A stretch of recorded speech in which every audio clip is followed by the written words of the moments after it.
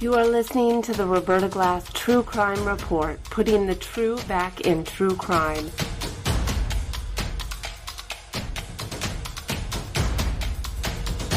From New York City, Roberta Glass is now on the record.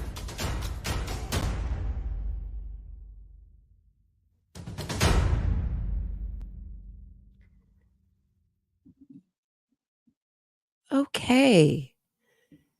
Well, JF Gariepy keeps getting more and more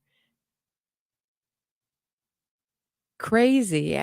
The story keeps getting crazier as it goes on. And he's been just running his mouth, giving interviews. It's been amazing. And he did 2 interviews right away that I watched in its entirety. One was on the Crucible, and the other was on Lauren DeLaguna's channel, someone who I'd never heard of before. So I first wanted to look at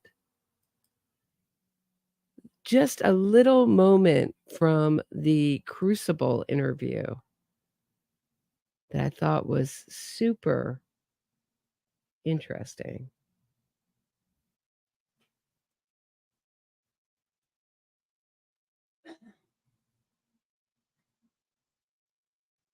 But Mama JF had a pull that was pulling her back to her. So here he's going to talk about Mama GF, meaning his girlfriend, has a pull to go out into the wilderness. She just, through the whole relationship, she had a pull to be free and to run away from him. And I thought it was really gets interesting, the language that he uses and how he contradicts himself. Keep your ears open. Our hippie lifestyle.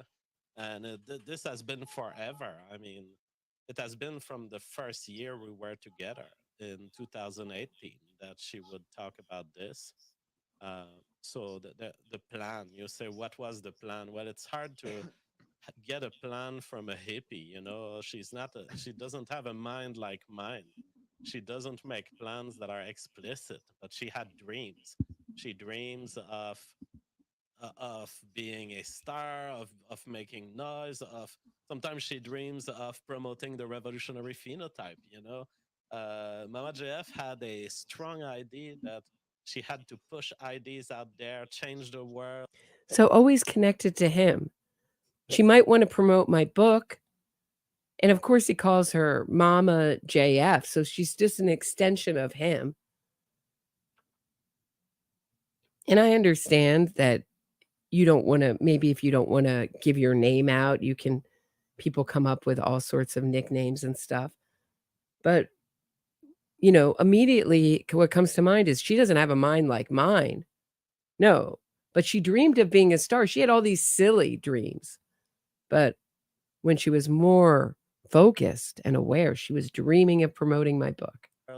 Sometimes she wanted to build castles where commune of hippies could be gathering and living together. You know, it's hard to present as a plan, but that is the mind of Mama JF, which I respect. So, yeah, all these things. She was dreaming of a wild life and a crazy life. And my apologies about the low sound. This is as high as maybe I can get it a little higher. All right, let's see if that's a little bit better. you know, I'm going to ask this one too, and of course you can brush it away or tell me it's off limits or whatever. Were you guys feuding and fighting about this in the lead up to kind of the drop off, and was there kind of contention about this? Obviously, you didn't think it was a good idea. Yeah, no, I don't fight because I'm a libertarian and I have so much investment. You hear this all the time from people who are accused of this kind of crime.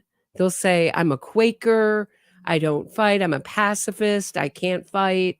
Now he's a libertarian and he doesn't fight. He just believes everyone should do what they want. And if it's going off and leaving their children, if these children exist, and we have seen no proof that they have existed, that they exist in any real sense yet, and that's his right, of course, to not put his kids on the internet. But we've seen no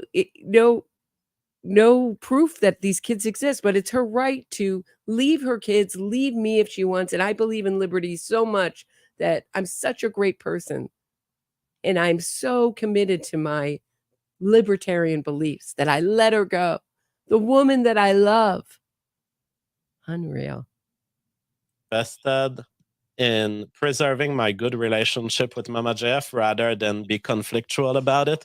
That it's not in my interest to fight or to pressure or to make her feel comfortable. So what she always had from me was saying, I oppose. Did you guys hear that? So it's not his right to make her feel comfortable. I had to listen to that like 3 times. I was like, did he mean? And I know sometimes I catch myself all the time where I mean to say a word or I combine 2 words. Talking and thinking can be more difficult than it looks. But I really think he meant that it's not his job to make her comfortable. To this, it's bad. You will expose yourself to all sorts of risks. You know, you could get raped, you could get killed, anything could happen to you. But if you want it to happen that. See, other people could do those horrible things to you, those horrible crimes to you. But if you want to go, I'm such a libertarian. You know, you could get killed by some other guy, not me. Some other guy could kill you. Unreal. That way, I fully respect this, and I'll drop you at the safest place I can. You know. Has this caused you a significant? See, because even if it means that my beautiful love of my life, something awful happens to her, she gets trampled by a herd of buffalo. I am such a libertarian. I am going to let her go. That is me, JF. The guy who's into libertarian politics, of course. So what? She might lose a leg or lose an arm or maybe an eye. But that is her liberty. She wants to lose an eye. She may not want her left arm or her left leg or her right leg. It is my right to let her have those things amputated if she wishes.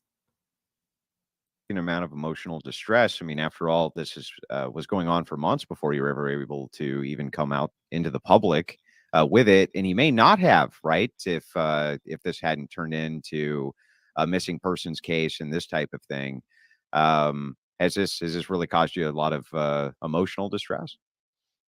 Yes, certainly. I mean, it's normal for.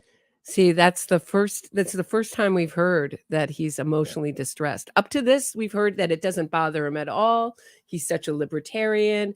He just respected Mama JF so much that he let her go off into the wilderness, not worried at all. He's absolutely sure that she's alive, even though he's not heard from her at all. Because remember when he said he had the living proof in front of him? Meaning the living proof, the moment when she decided to walk out the door 4 months ago, that's enough for him. He knows she's okay. Just because he can kind of sniff it through the air that she's okay and that her health is okay and that she's alive. He can just sniff it through the air. But listen to this. For someone who doesn't know where their partner is, it's normal to be nervous. And there's lots of nervousness in not knowing, in imagining the worst scenarios, and also the restraint that you have to have because. But he just told us. Remember when he gave that big speech to his viewers and he says he wasn't worried because he was sure she was either at Woodstock or tripping or having a good time and that we shouldn't even look for her and that investigators shouldn't look for her because she doesn't want to be found. He knows that about her. That he doesn't even want an investigation. Now he's concerned and worried and thinking of the worst case scenarios because we've all been criticizing him about this, saying it's not normal not to be worried. And he's like, such a psychopath. He's like, oh, I'm supposed to be, worried, thinking up worst case scenarios. Okay, got it. Now this is my new line. For example, there are things that I know are in the investigation right now that I will not mention and cannot mention. I understand. Because there are things that you have to defend people's private rights to, privacy. There are things that if you say them and they're not totally conclusive yet, it could disrupt the investigation, because it could throw off a lot of traces of people saying, oh, well, if that was established, I'm not going to call the police. And you don't want to create this inhibitory effect. And you want everyone to be on their best behavior and to be thirsty to call the police and try to report the most facts they can. So all of this combined, yes, is a lot of cognitive load, a lot of effort. But let me tell you, the peacefulness of Mama JF in her desire not to hurt me is something that is so much more tolerable than a lot of other cases that have happened in my life. There's a way in separation, I'm sure you know about it, in our current. So listen to this. Doesn't this sound like he's saying that the decision that I came to, rather than have this woman hurt me, to get rid of her ethically? I'm sure he thinks whatever he did was ethical, right? And in her best interest, because he keeps saying, I am her guardian and I guard her best interest still. I'm sure that's what he's convinced himself. World where women can destroy the lives of their husband.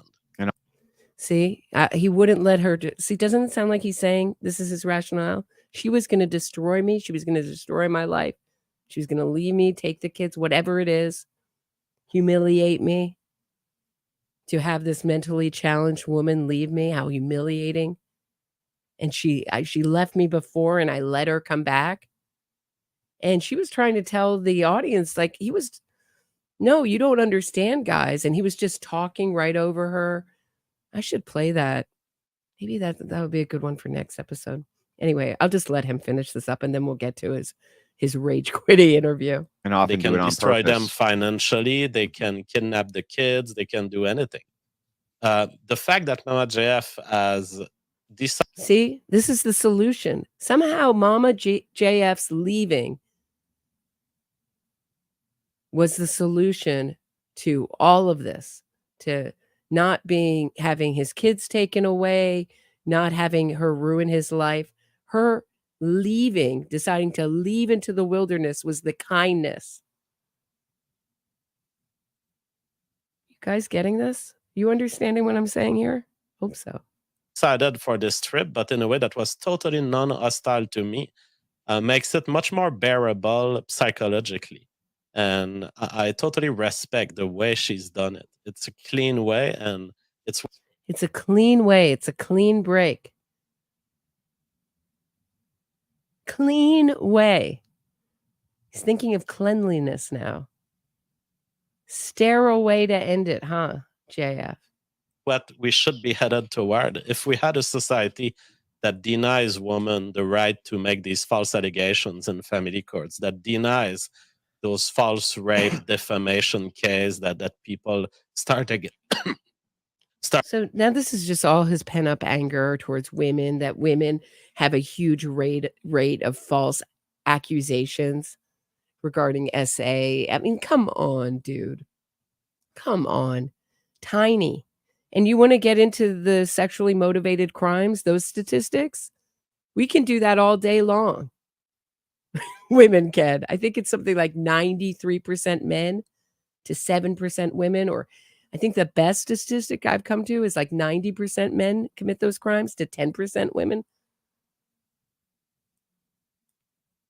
All right, I'm going to take a quick break. When I get back, we are going to look at JF Gariepy rage quitting an interview. Stay tuned. If you are enjoying this episode of my True Crime Report, please hit the thumbs up, subscribe to the channel, and share this episode. Get access to exclusive podcasts and other bonus content by becoming a patron today. If you have a question or comment for me, shoot me a super chat and I'll do my best to answer it and read it on air. Thanks so much. Now back to the show. All right. So I was not familiar with Lauren DeLaguna before this episode, and I understand it would be challenging to interview someone like JF, but she decides to do a very soft interview. And her first, I'm going to start in the middle because I thought the first part of it was so boring. There's only one really interesting part where he talks about his attraction to mentally handicapped women or challenged women. And he says, and he starts to say, well, their mind works in so many wonderful different ways. And it's interesting for me to see the way their mind works when nature makes a mistake and then he corrects himself. So is it great or is it a mistake? And I thought that was very telling. But up until that point, you know, it's pretty boring. Alrighty, let's go on then.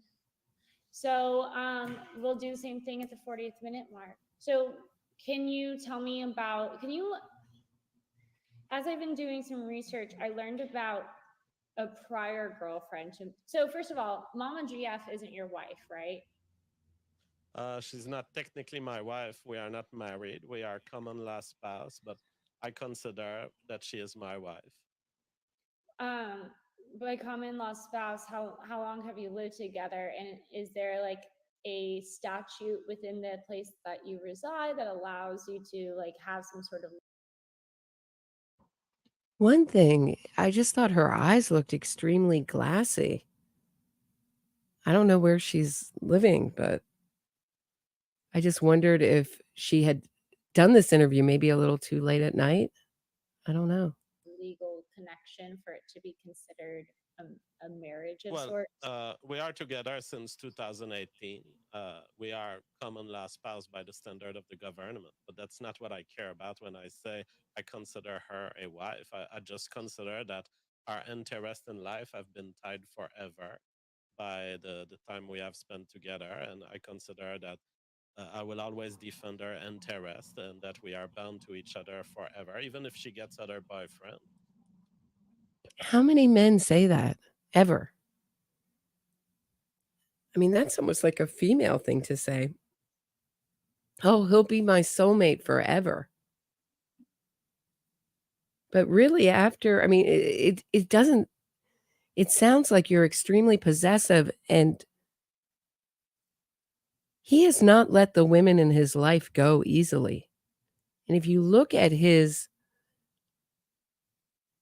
court documents where he's intervening and trying to either win rights to his child from his, I believe that was his third wife, or he's trying to keep this another mentally challenged woman in his possession or care with the parents objecting.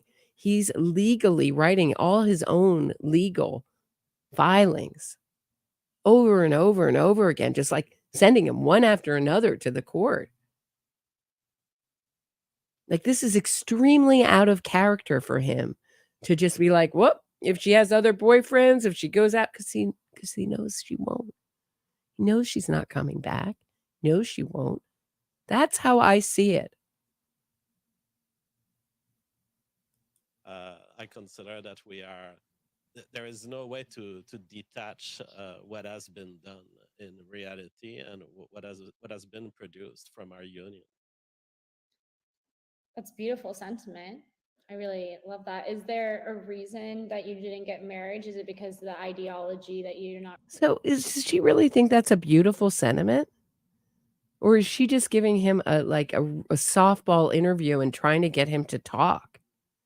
Either way, I feel like he's very smug and he thinks she's, beneath him. And my understanding is she wants to go to law school, this woman. Wonder why. Not really a proponent of government. Yeah, I mean, I don't particularly need marriage. I don't think that at this point marriage means anything in and of it as a legal entity these days. So to me, marriage is a strategic question. And it's a strategic question about who has the most money and who, on the other hand, will be potentially draining the money of the other when the divorce happens and the assets are split. And so marriage in and of itself has no meaning to me. The legal aspect of it, to me, marriage, what matters about it is the commitment between the two humans. And that commitment can be done in front of a tree, in the forest, in a park. I don't care. But you've been married before, right? Yes, because there were times in the past where marriage was a good. 3 times. 3 times he's been married. As Mae West once said, wedding bells must sound like an alarm clock to him. 3 times. This is disappointing. Why doesn't she do her homework? Maybe she has and doesn't want to press him. I don't know. Good strategic decision in terms of combining assets, in terms of living in the same country, in terms of all these legal advantages. And there are then other times of my life where marriage ended up not being the solution because the distribution of assets between the two spouses is ultimately what determines who has leverage in a marriage. And is your missing girlfriend, is she your first baby mama? Well, I've already indicated to you that I would not answer anything concerning children. No, we already know that. We already know that from the legal documents. Why don't people prepare for their interviews? So annoying. It's like, oh, can we just anyway, so this is part of where he starts getting upset is he agreed that he would answer no questions about his kids. And that's all she wants to talk about. Meanwhile, she could ask him a million questions about the investigation, the knocks on his door, and that he's complaining about being woken up from at 9 a.m. in the morning because he likes to sleep late. And the Canadian investigators are knocking on his door every morning. Certainly doesn't paint a portrait of not a suspect, of an innocent man. He may be innocent, but doesn't paint a portrait of not a suspect, no? So. Oh, okay. I didn't think. Sorry, I was trying to get around asking kids, but I was trying to see if they because I don't want to ask anything that would like expose your family, but I do want to know like your relationship history and if you have. What I often say is I am really satisfied by life. I have produced many projects, family projects that I'm satisfied with through many families, and I have an extreme gratefulness for what the physical universe gave me in terms of links to these projects. Okay, that's an interesting. Projects is an interesting term to use when describing familial life, but yeah, okay. And can you tell us about your daily routine right now? Like what you're doing on a day-to-day now that you're living the way you are? Well, I've always been an intellectual, so I spend a lot of time thinking.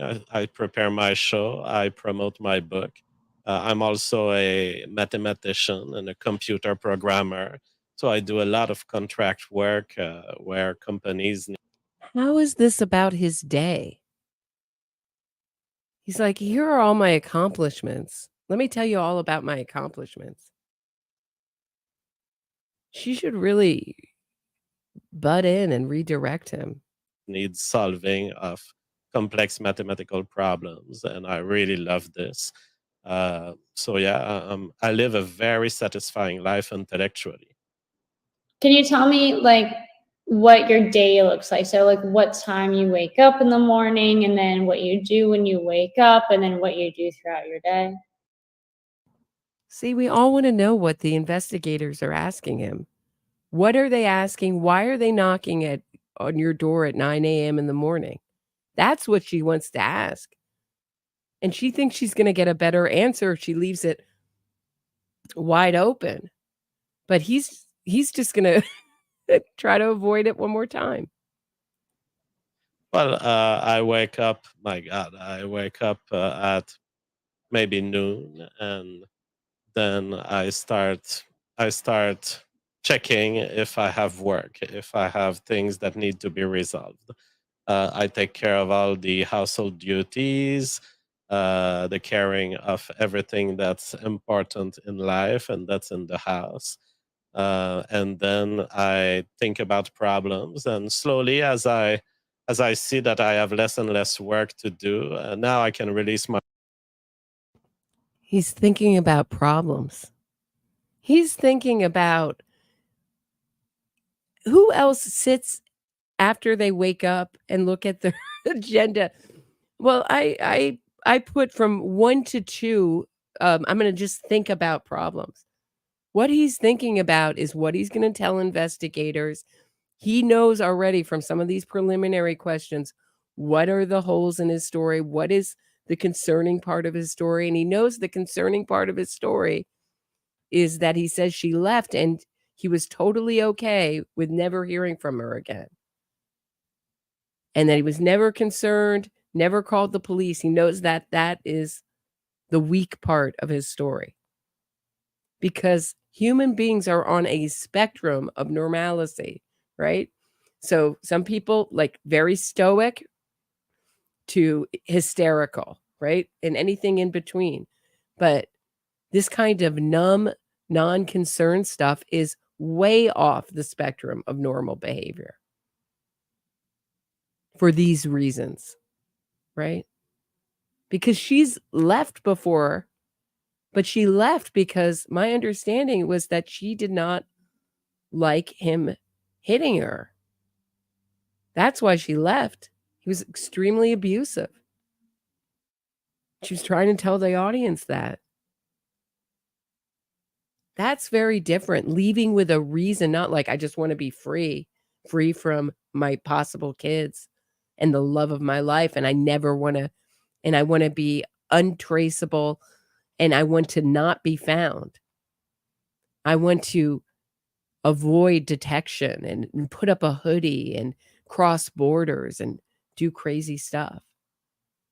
He already knew that she had this interest, if it's a real interest, and he knew he could exploit it, or fantasy. And he knew he could exploit it in this way, but he's still thinking about all the ways that he can fill up these holes in his story. And I would not be surprised. He has talked multiple times in interviews about electronic traces and how he lives his whole life online. And I would not be surprised if he has played with these electronic traces with Alora, his girlfriend. I'm not going to call her Mama JF. F that. You know? I would not be surprised if he sent text messages from her phone to himself or anyone else to play with the time. And I'm really worried that he's going to get away with this. If anybody's seen Dear Zachary, that did not fill me with confidence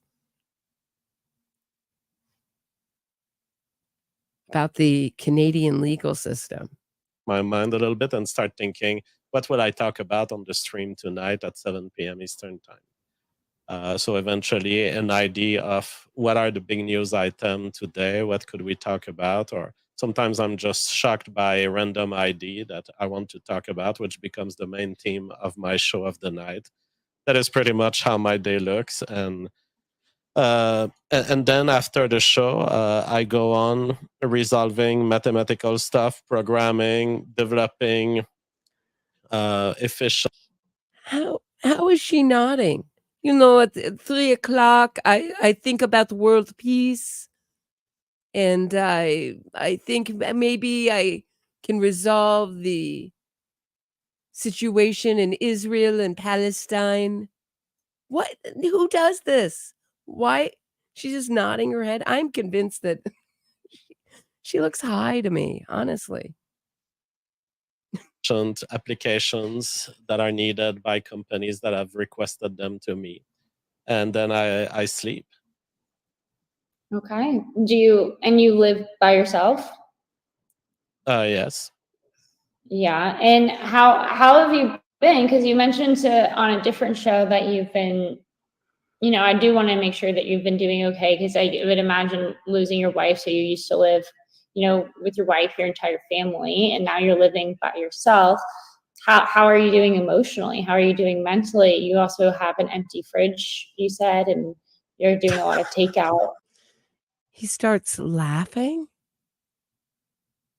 I know men can be really uncomfortable with emotions, but let's just take a look at what's going on here. How are you doing emotionally? Your wife's been gone for 4 months. Nobody knows where she is. Because as much as you say, oh, she's done this before, she could be okay, you don't know. It's that bit of not knowing. I inherited my mother's horrible imagination for terrible things. So my boyfriend can tell you all about how I've imagined the cats have jumped out the windows if they don't come running immediately. But this is hysterical to him. His emotional life and living alone. He's thrilled that she's gone. He's like, finally, she's away. She can't destroy my life. That's really what I thought he was saying in that interview. And of course, I've gotten some messages saying that I'm true criming and I'm armchair detectiving. Sure I am. And that's my right. I could be totally wrong. But I say it like I see it. I'm going to take a quick break, and thank you so much, Dawn Browning, for the super chat. Thank you so much. How long has she been missing? I'm starting to actually be really concerned for her. And Alora is her name. Yeah, me too. And I don't like, Dawn says she doesn't like using JF's name for her because it's not her name. She's not, remember what he was fantasizing about it being 1920 and wives could be property back then? That's his fantasy. So yeah, she's been missing since, they say, June 17th or June 19th. But like I said, I think he's messing with the time. And he's got a 4-month head start on investigators. So it's really hard to investigate these cases when there's no body, you don't know what happened, and there's been a lot of time, and he can play with the timeline. When you can do that, highly recommend my interview with former Deputy DA John Lewin, the king of the cold cases. That is his specialty, prosecuting no body cases, cold cases, sometimes decades old. He prosecuted Robert Durst. Really fascinating interview. Encourage everyone to listen to it. I'm going to take a break, and I'll be back in a second with more of this interview. JF Gariepy, Rage Quits, coming up. Stay tuned.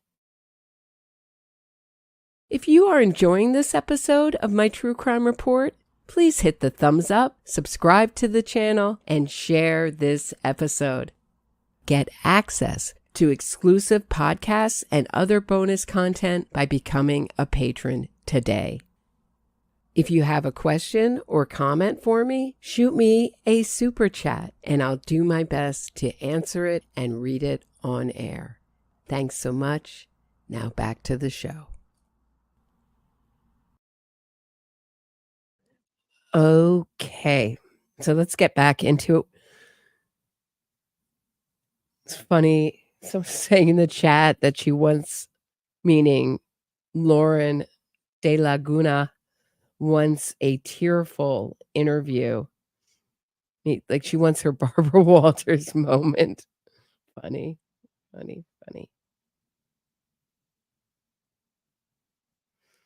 But we're not all that far off. But yeah, I think she really went about this.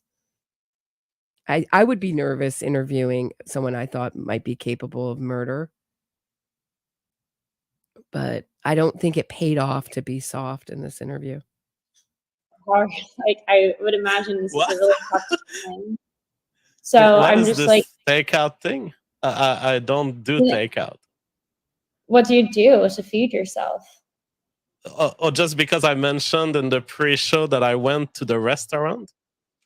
Oh no! On a different no, I'm not using stuff. Oh, from the okay, you were pre-show. asking if Pre-show okay. I thought you experience. were stating that I said that I was doing takeout.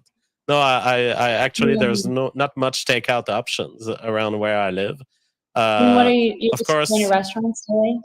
the description of my fridge was an exaggeration that I've done on a show to describe the fact that I felt relieved that my fridge was no more packed with extreme amounts of vegetables. Of course, my fridge is filled with plenty of food, and I am in no need of care, supervision, or empathy, or need of concerns around my survival and my household. Well, I mean, So why doesn't he need empathy? So he takes this. What is he? Does he take this as pity, or is he just saying, "I'm so"?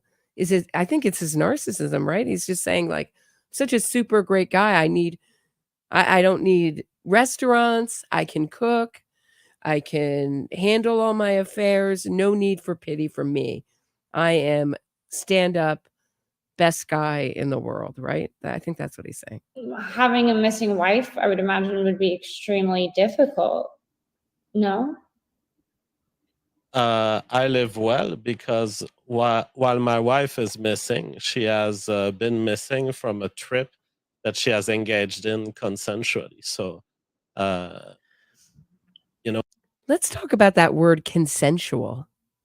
So this is a word that's been a problem for him in his life because it's come up in this relationship and it's come up within the relationship with, not going to name her, but the other mentally challenged woman that the parents legally blocked him from seeing and being with. So the term consensual is a term he's very familiar with. But when else have you ever heard a trip described as a consensual trip? So he knows that there is something not consensual about this trip, that he has to keep saying consensual trip, consensual trip, consensual trip. I think it's anything but. my wife left, Mama JF left consensually. She wanted to go away, and I'm fine with what she has decided. I don't have to have work. He talks on this point so much that I have considered, did he convince her like some crazy ritual or rite or something that she'd be going to a better place and that some kind of cult-like UFO exit? I don't know anything that this was somehow in her best interest. I doubt that, but I have considered that because he's punched this word consensual so much. But I think that's really he's aware that people see him as someone who doesn't care about consent. Worries for her because I trust that she has all of the survival skills to survive on her own, even if she doesn't want to communicate with me. So the person who has declared my wife missing is a group of policemen. It is not me. So the policemen have declared her missing. I heard that it was the neighbor who called this in. The neighbor. You're supposed to be the love of her life, and you're not even worried? What are these great skills that she has? What are these great survival skills, and how do you know she has them? And don't give me because she left and went and lived with her parents before. And she's traveled before. Don't give me that. When has she gone full survivalist mode, as you say? When has that happened before and she didn't contact anyone for months and months and months? How did she live then? When did she show off this great survival skills to you? Because I know a lot of women, and I don't know one woman who can start a fire rubbing sticks or any of the Boy Scouty stuff that some of the men that I know can do. As far as I'm concerned, my wife told me she was going away and she seemed to be wanting this. So I don't consider her missing. I simply consider her not wishing to contact me. Yeah. Do you mind if we See, there's that thing again. She wanted to do this. Of course, if you go on a trip and you want to be a survivalist, of course she's going to want to do it. Something this extreme. Why does he keep putting that in unnecessarily? Because he's trying to persuade us that that's the way it is. She wanted to do this. She doesn't want to be found, guys. I know because I know her, all her wants and needs. I'm the full guardian of Alora.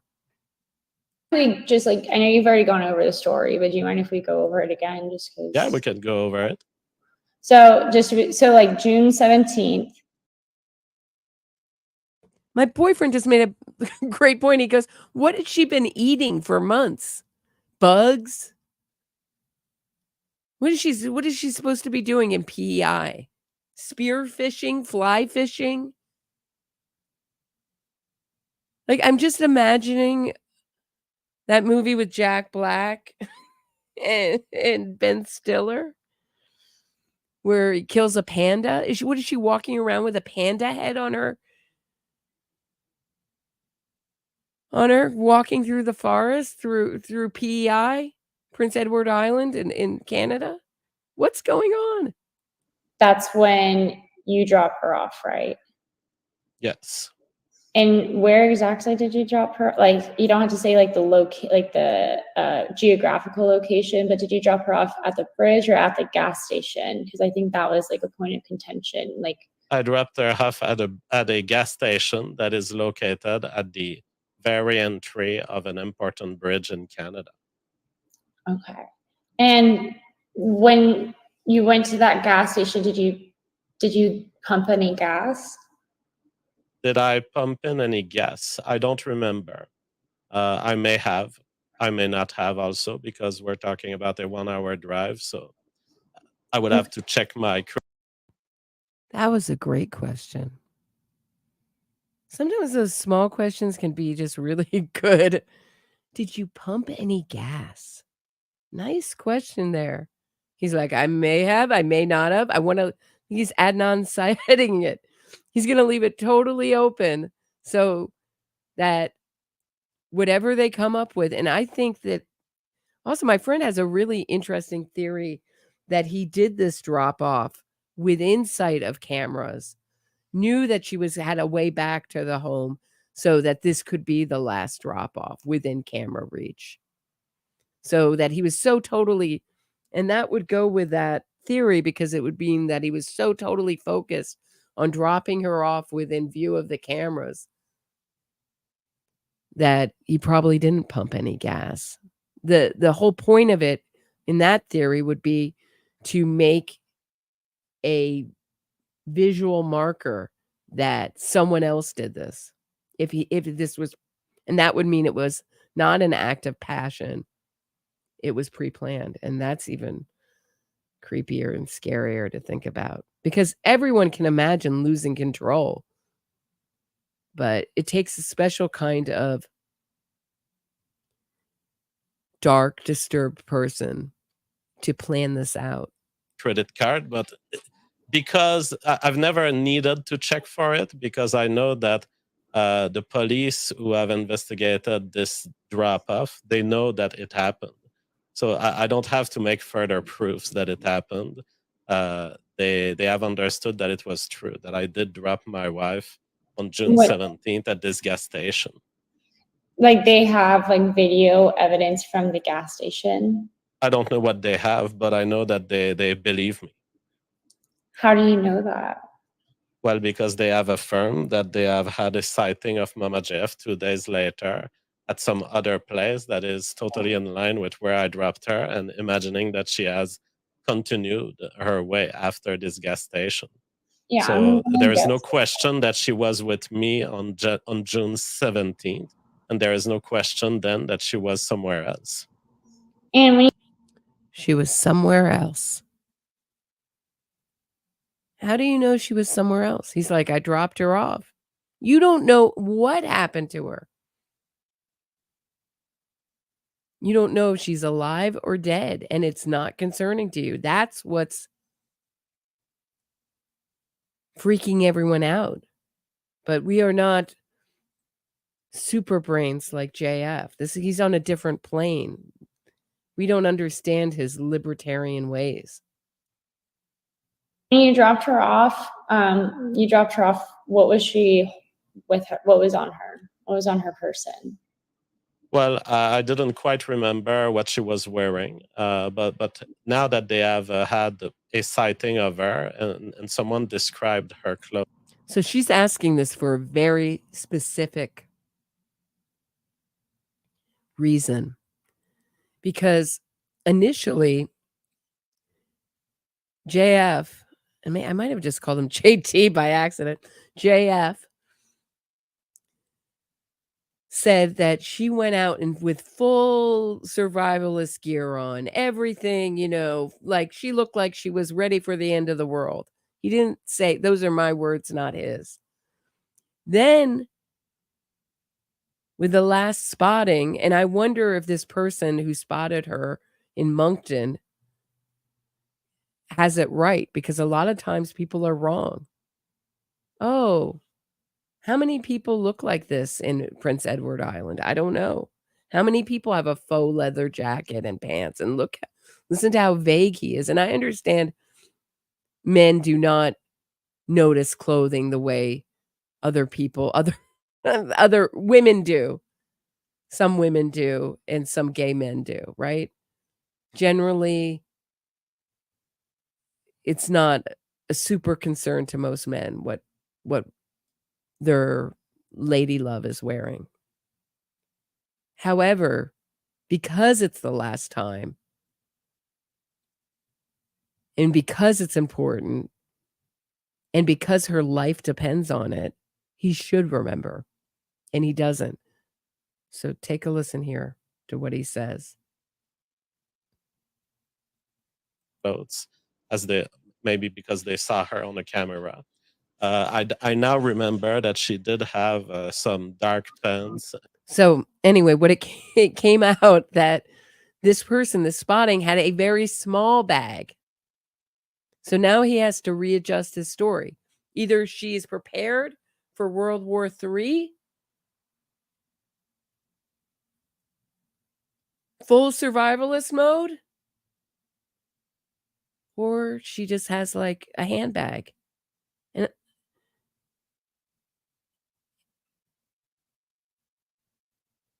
And how, I couldn't live off the stuff in my handbag.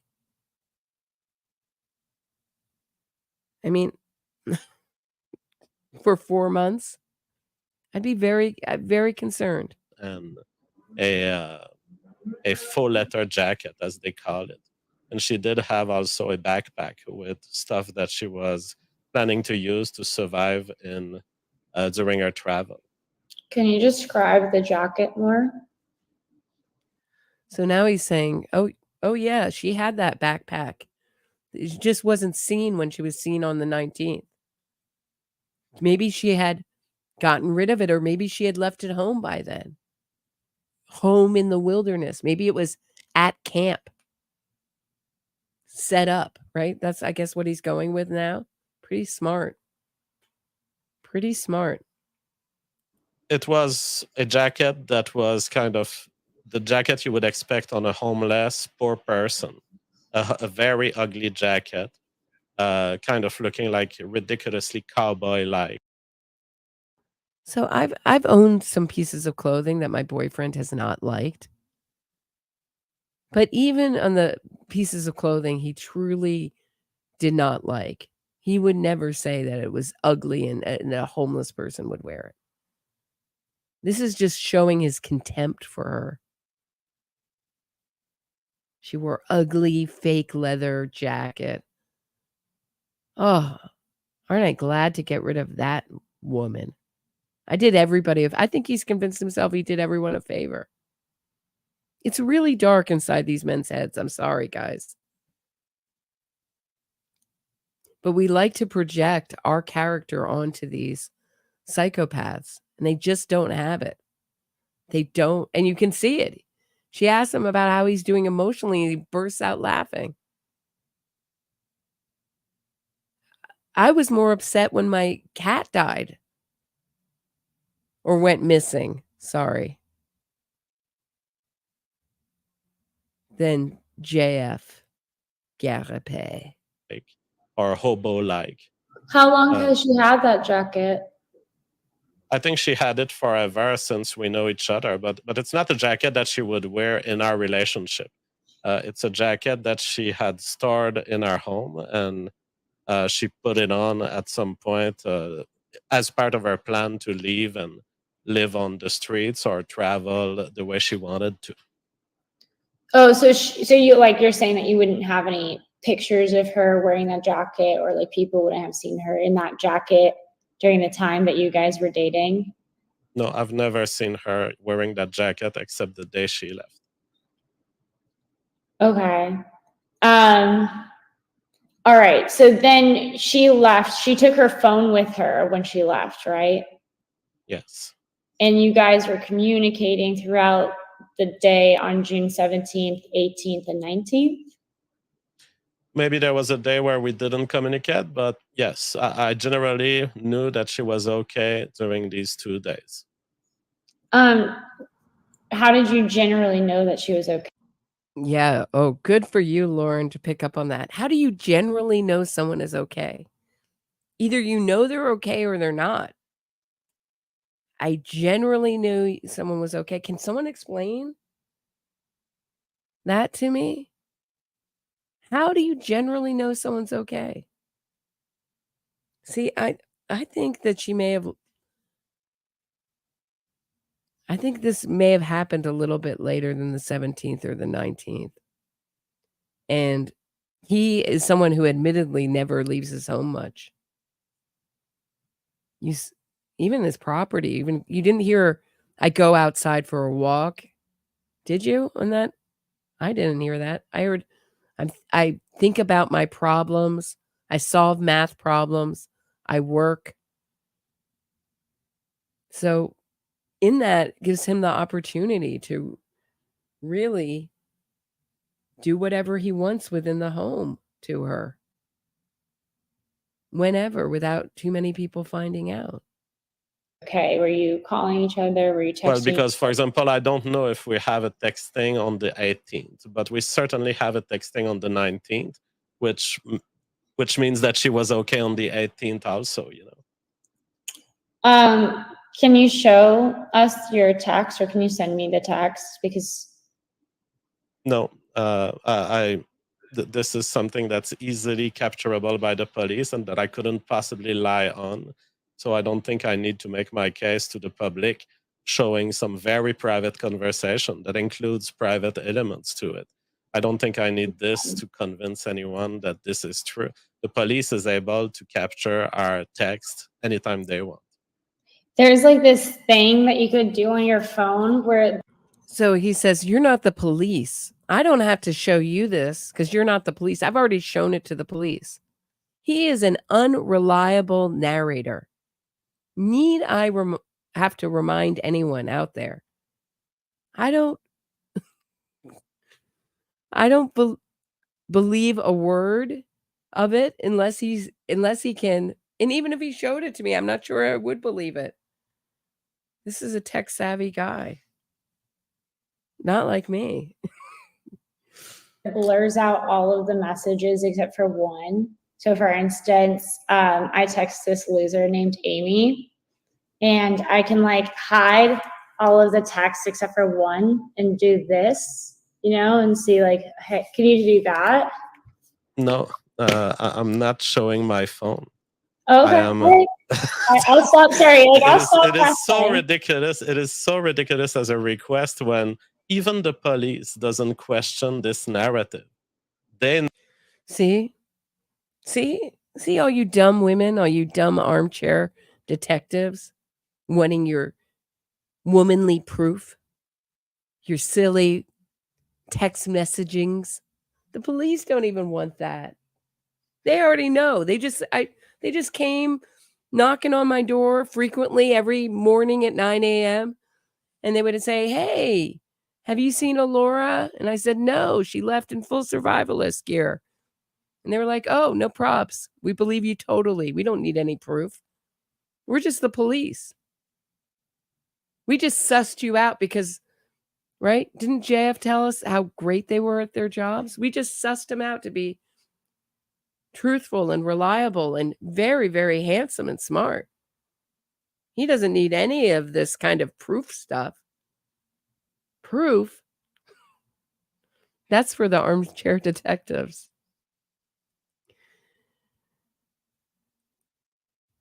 Thank you so much, Tommy DV, for the super sticker. So appreciate it. Thank you for supporting the stream. I'm going to take a quick break and rest my voice, and I'll meet you on the other side of the break. If you are enjoying this episode of my True Crime Report, please hit the thumbs up, subscribe to the channel, and share this episode. Get access to exclusive podcasts and other bonus content by becoming a patron today. If you have a question or comment for me, shoot me a super chat and I'll do my best to answer it and read it on air. Thanks so much. Now back to the show.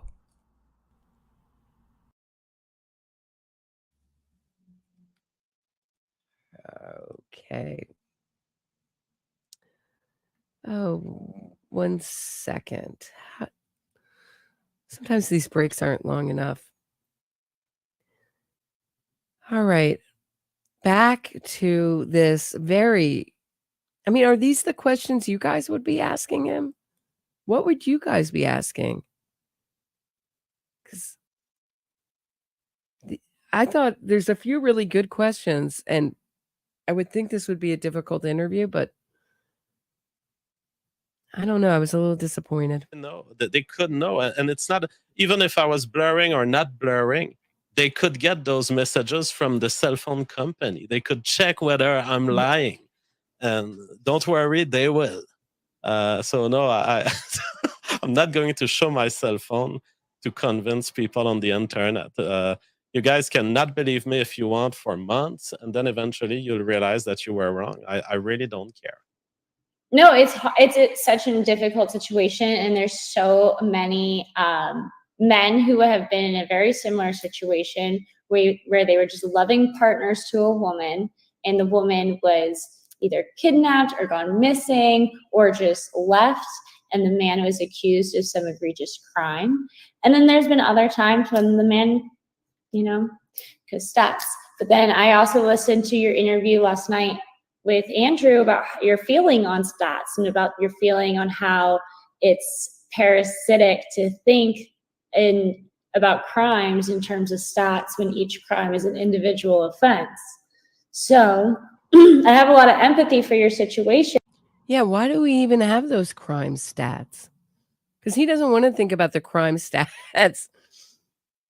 Men get so mad when some men, these kind of men, get so mad when you mention the crime stats. That's mostly men doing the killing. Mostly men doing these kind of sexually motivated crimes. I'm surprised that you're not more emotional about it. Well, welcome to my life. I'm one of the least emotional men on earth right now. Why? Like generally, I am a low emotion guy, what people call a low affect person. I am a rational mind. That is what makes me a great scientist. I have great contributions to do to the world thanks. Wow, you're sounding. This is what makes his mind so great, is he's a low emotion guy. To that aspect of my mind, and on the other hand, I can stay with my head on my shoulder in emergency situations like the one we are in right now. Shouldn't we be thankful that there are people like me? I mean, you want someone like me to be your ambulance guy when you get a heart attack. Yeah, absolutely. So what he's talking about here in code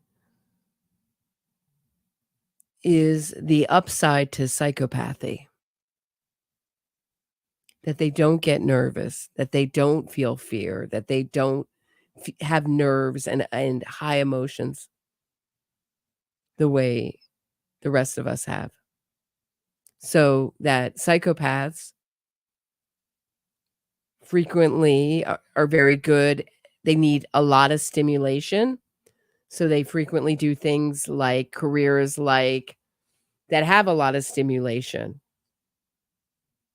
Sometimes they're journalists going into war territories. Sometimes they're surgeons. Sometimes they're pilots. Sometimes they're in the army. That's exactly. So he knows that he's a psychopath. That's what I'm hearing. You seem very intelligent. You seem very calm-nerved. To be fair, I think some of the best nurses end up being serial killers, but so you know, just because you might be the best at saving someone's life doesn't mean. So Lauren's heard this before too. Some of the best nurses are serial killers? What is she talking? She wants a serial killer to take care of her in the hospital? Hold on one second, guys. I just got to let my cat out. Hold on one second.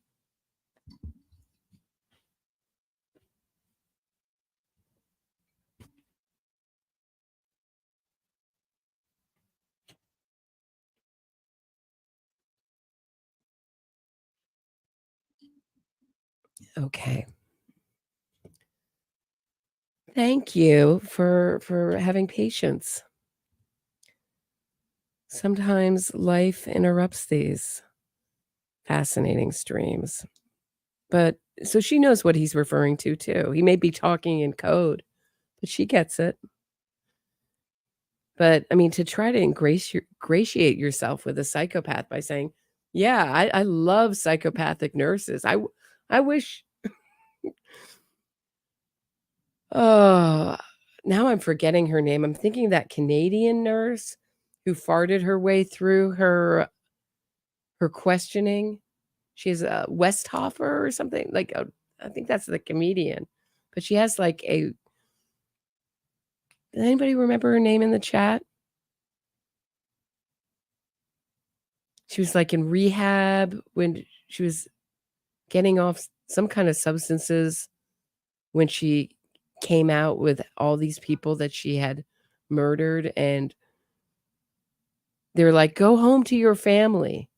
After she confessed to murdering all these people, have Canadian Thanksgiving with them, which was, I think, last weekend. Canadian Thanksgiving, but this happened many, many years ago. And then we'll investigate all these murders and have a good time with your family, reconnect with them. So much for taking her into custody, right? They just had to make sure that she wasn't a fantasist, I guess. But it's just so funny to me that they just like let her roam around Canada in the meantime. that you're also not a probabilistic sociopath. bigotry.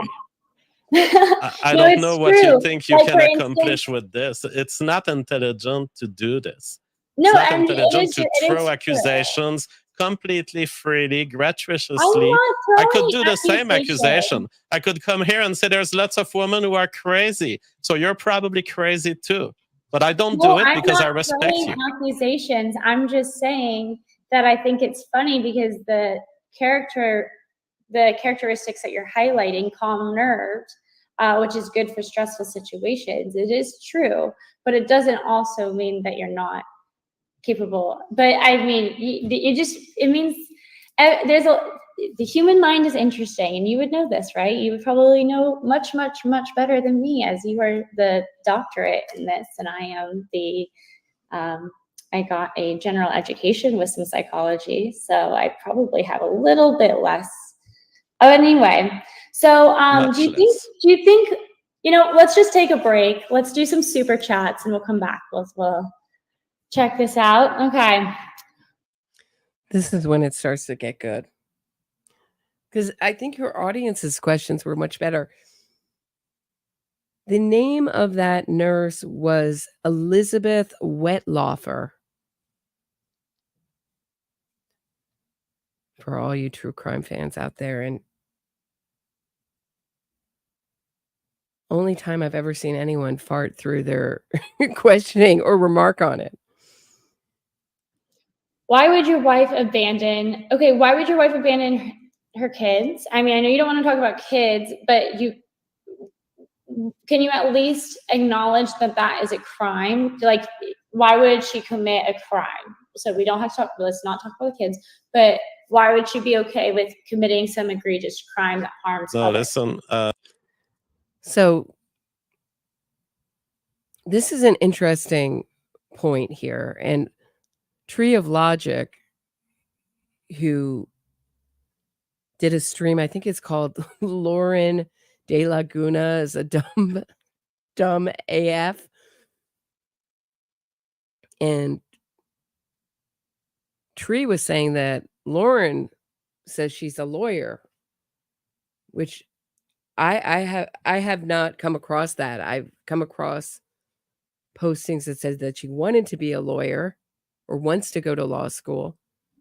But what she's speaking on is she's basically saying that if Alora had left, that JF is such a incapable parent that it would be a crime. That's what's coming out of her mind. Like, JF can't even take care of anything, so that it would be a crime of abandonment. And I think that would be very hard to prove, but okay, I think that's where her head is at. But it would not be a crime to leave your kids in the care of another parent at least in New York State, I would think. You're deluded. Okay. I'm not. I'm really trying to be respectful. I'm not trying to be rude at all. But seriously, how am I deluded? Because I'm trying. It is a crime. Because you're attributing crimes to things that you don't understand at all. You don't even meet the standard of prima facie case for a crime. It is not a crime to travel. Is it a crime to go to LA? Is it a crime to travel to LA? Wait, hold on. What's prima facie? Can you explain? Yeah, exactly. You know nothing. You're stupid. You are extremely stupid. It's like worse than talking to a monkey. I've never.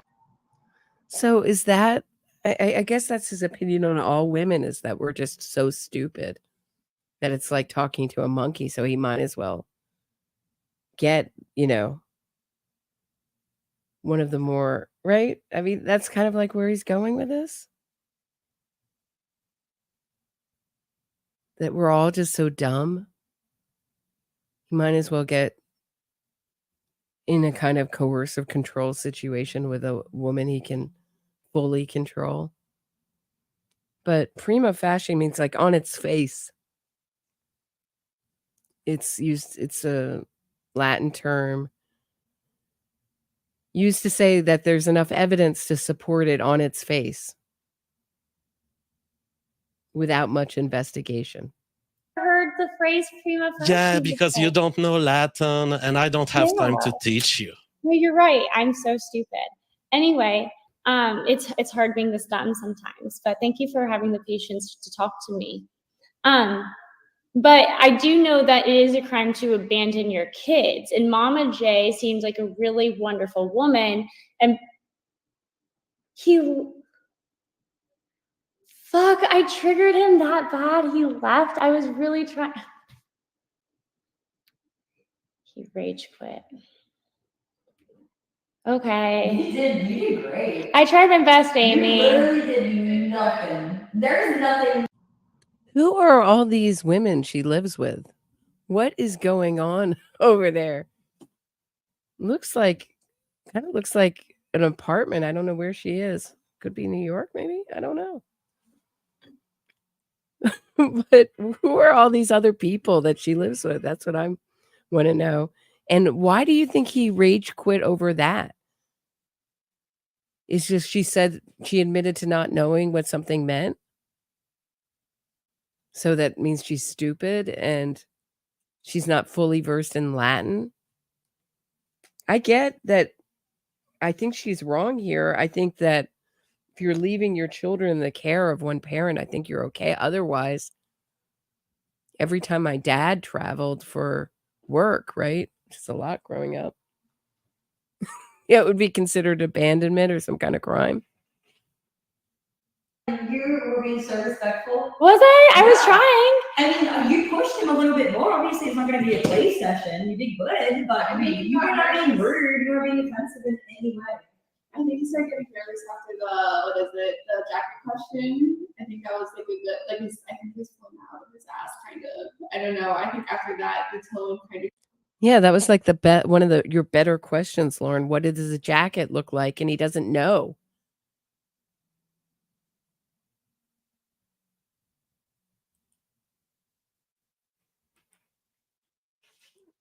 Thank you so much, Darren, for the super sticker and for supporting the channel. I really appreciate it. So why do you think he rage quit? Chat? Because I'm not sure. Did you just get tired of her questions? Was it? I thought he didn't look great. Strangely, he was asked much more pointed questions on the Crucible and was allowed to just do his usual rap of, I believe in liberté, I'm not worried, all the same stuff we heard. So I have to hand it to her that she did get some odd stuff from him. They were very valid things. He's being accused of killing his wife, and the traits that you listed are common. Yeah. It's a really yeah. I mean, okay. Well, let's read the rest of the super chats. Why would your wife abandon her children? One of them is a newborn, according to your neighbors on Facebook. JF, do you think Mama JF or Andy Worski will contract HIV first? JF, are there any evolutionary advantages from families raised by single fathers opposed to families raised by single mothers? That's a very good question. You guys want to give a take really quick?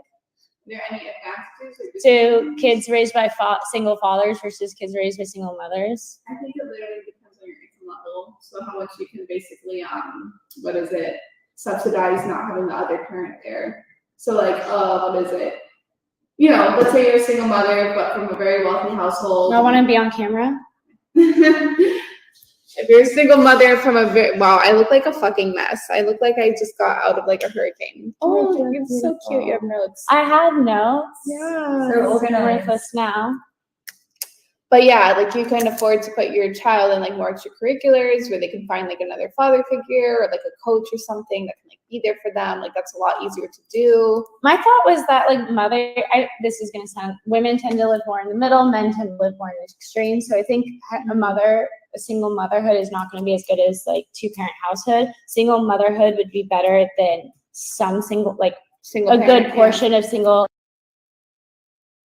Who cares about these women answering this? We care about JF answering this because he's so incredibly hateful towards women. It's only an interesting question when asked to someone like that. Or if you want to like hang around your friends and discuss it, fine. But on this thing, let's just move past this a little bit. But really, JF rage quitting was the best thing that could happen to Lauren, because otherwise no one would be talking about her interview. Besides for the one or two odd questions that got an odd response. But the thing that everybody's talking about is him rage quitting. She's so lucky he did it. Otherwise, we wouldn't be looking at it at all. You know, this makes me feel like he's actually like really guilty. Yes. Like before, I was like not like 100% certain, but the fact that he ran away from you like this. And got so offended about the text message question. I shouldn't have to prove anything. What are you talking about? Like, people are willing to provide receipts for way less egregious accusations, you know? Yeah. It's like, what are you talking about? If you could do something to clear the air a little, why would you not want to do that? Yeah, no, it's insane. Oh wait, hold on. JF, can you quote Jack Nichol's character from the line courtroom scene in the movie "A Few Good Men"? You can't handle the truth. Okay. JF, given that you were a close business partner of, I'm sorry, I swear to God, I was going to get to a lot of these. I'm really sorry that I disappointed all of you guys. I feel really bad. Do you think he's still watching? Or do you think he just left? I'm sorry, guys. I think I was too intense on the kids question, but I thought that was like It is a good question. These are all very good questions, and he just couldn't handle it. Because and I he's didn't probably press guilty. too hard on anything. Like No. if there was any question I didn't want him to, if he felt uncomfortable, I'd ask maybe twice and then I'd move on. Yeah, no,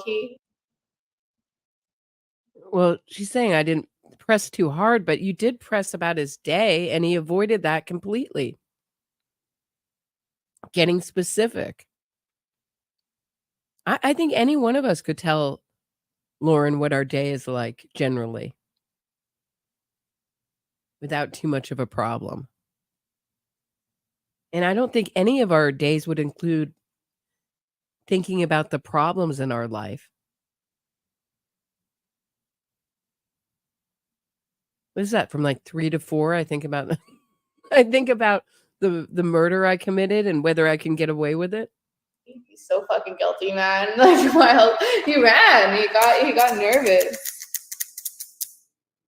JF couldn't handle the truth. No. Can you say it? Can you scream at the camera? Okay, I'll do it just for you. Okay. I'm gonna take my glasses. JF couldn't handle the truth. That's I'm just trying to do it like you. Love it. Okay. Peanut for brains, Lauren. Oh, sad. I tried my best. No, I didn't. I tried to ask about committing, like, she didn't seem to be the type to commit a crime. This is a crime. I wasn't asking about the kids. I was asking about Her character. yeah, her character. Like, she doesn't seem like the type to commit a crime that would affect people. Yeah. That's a crime that would affect people. Who is the girl with a sexy Aussie accent? They're calling for you, Amy. Mm-hmm. The audience wants to know. Okay. The girl with the sexy. She's probably an Aussie. Yeah. Man, this is like a it's like a, what do you call it? I'm trying to think of the word. Commune. Thank you. The commune for young women. Like, she seems to have like an endless supply of women to come up to the camera and give their impression of the interview.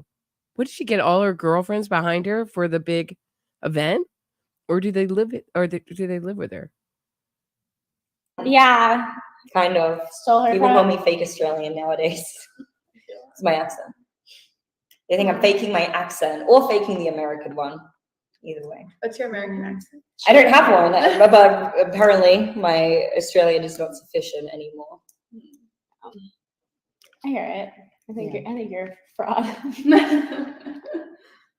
Sorry, guys. Sorry to disappoint. Oh, look, someone likes you. All right. That's enough of that. So that's JF rage quitting the interview. But I think he is getting very nervous. And I think that was very telling when he said that I think about my problems.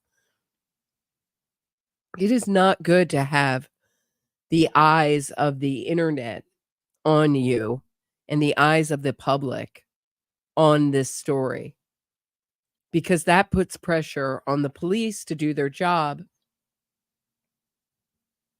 and to solve this disappearance, to either find Alora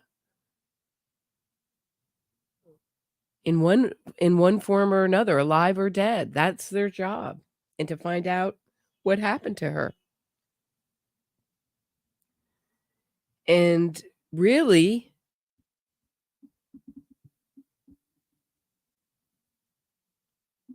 I think he's going to continue to put everybody down, like me, who is watching what he says, listening to what he says.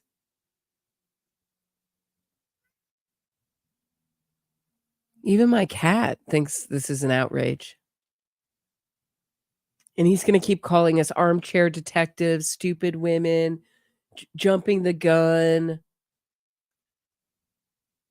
But this is extremely unusual circumstances. And the fact that he is not concerned, and whether he's concerned or not changes from day to day.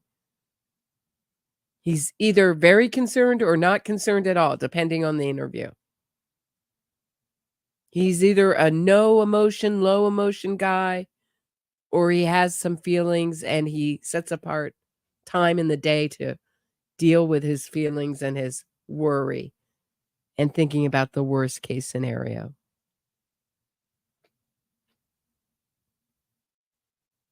All right, I'm going to take last break, and I will be back to wrap this up in a minute. If you are enjoying this episode of my True Crime Report, please hit the thumbs up, subscribe to the channel, and share this episode. Get access to exclusive podcasts and other bonus content by becoming a patron today. If you have a question or comment for me, shoot me a super chat and I'll do my best to answer it and read it on air. Thanks so much. Now back to the show.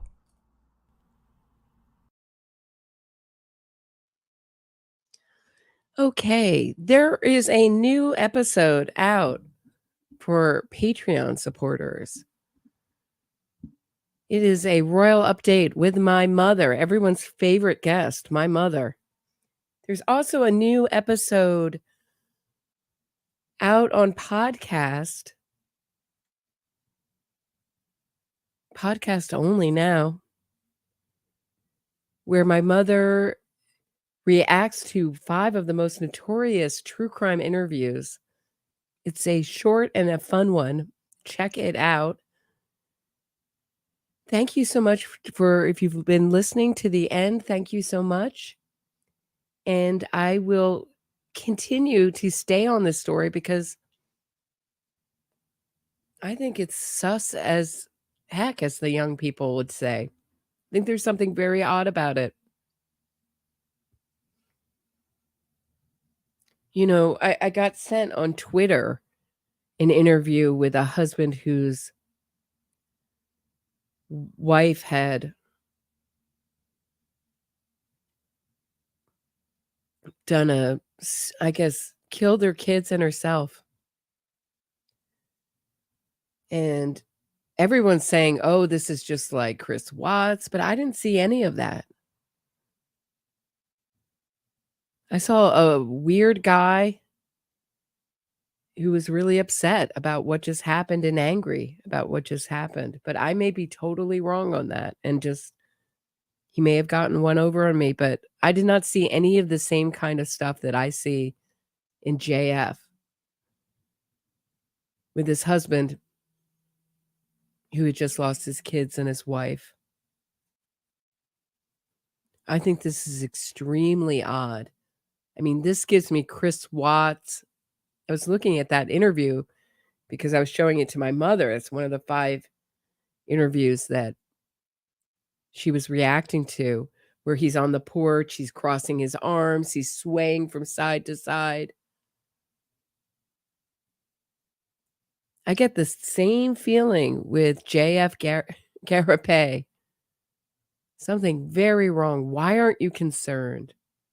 Why do you keep saying, why would you say that she will send the police off on false traces? That sounds like you're talking about yourself, what you're doing. And I'm very suspicious of the timeline here. I think it's been played with. And I would not be surprised if he sent text messages from her phone to him to make it look like she was alive when or around when she perhaps wasn't.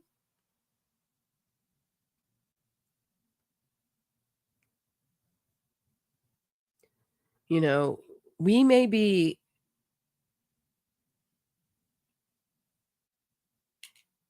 very dumb, right? If JF thinks we're so dumb, the whole female sex, but we do have intuition because we have to have it because we are weaker sex. And we have to use that intuition to stay safe. And I'm not saying it's always right. It certainly is not enough to convict someone, but is it enough to have an opinion? When you see maybe 100 people in your life respond to very stressful, unknown situations, and then you see this, like it's way off the spectrum of normalcy. We're not supposed to react. We're supposed to say, oh, we don't know that guy. He's just an internet guy. And I'm sure he'll say if he ever has a trial, which I think he will get away with this. I think this will just go on and on and on. And he will play it up. He certainly was playing it up on the Crucible podcast, YouTube channel, whatever that is, saying, oh, I'm just like this killer and I'm, really playing it up. Oh, now it's part of my persona. Just is exactly what I predicted. And that's where I think it'll go. It'd be like a Robert Durst type situation where everyone will know what happened, but no one will be able to prove it.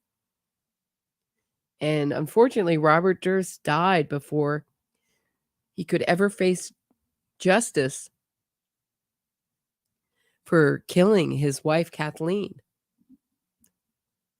But he did face justice for killing his friend. So he was a convicted killer for a couple months. So there is no statute of limitations on murder, and if there's any comfort in this story, JF might just be watching his back for the rest of his life. Have a good one, everyone.